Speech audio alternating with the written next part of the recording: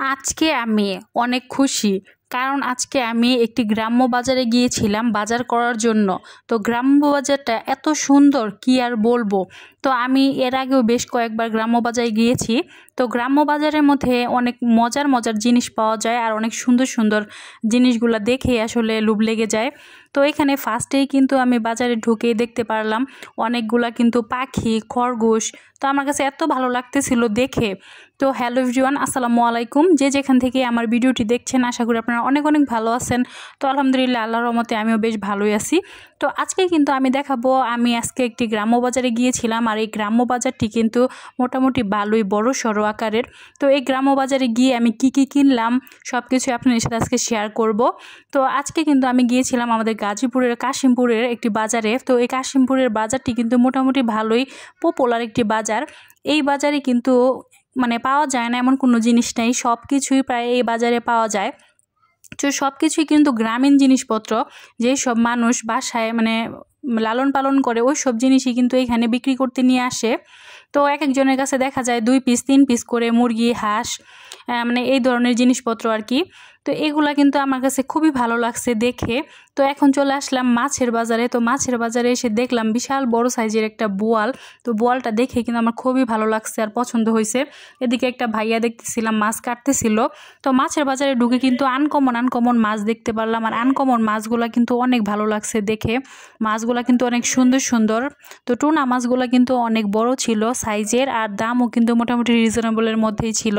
তো প্রত্যেকটা মাছই কিন্তু অনেক সুন্দর ছিল দেখতে আর দামও কিন্তু মোটামুটি কমে ছিল, সব একদম টাটকা ফ্রেশ।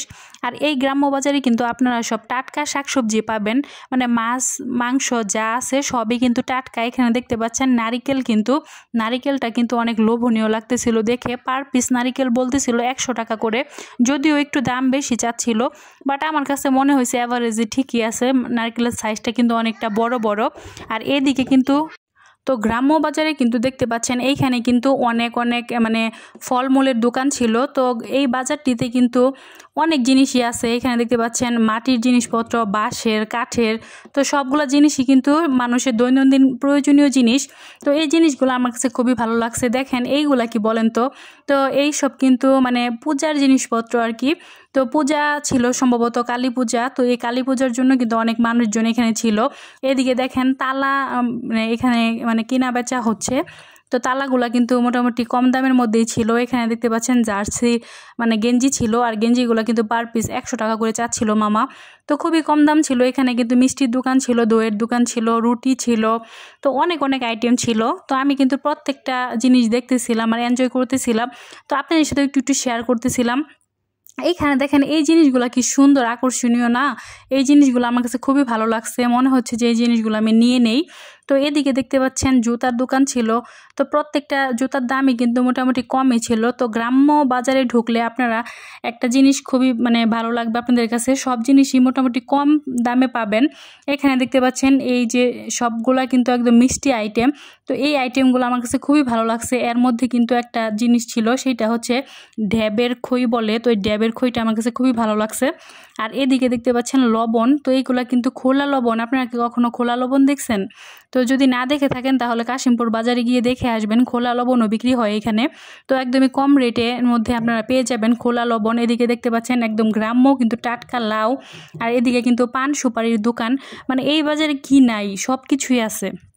তো আপনারা যারা যারা আসলে গ্রাম্য বাজার ঘুরতে পছন্দ করেন, গ্রাম্য বাজারে জিনিসপত্র কিনতে পছন্দ করেন, টাটকা শাকসবজি কিনতে পছন্দ করেন, তারা কিন্তু আমাদের গাজীপুরের কাশিমপুর বাজারটি কখনোই মিস করবেন না। একবার হলেও এখানে এসে বিভিন্ন জিনিস কিনলে আপনাদের আসলে অনেক ভালো লাগবে।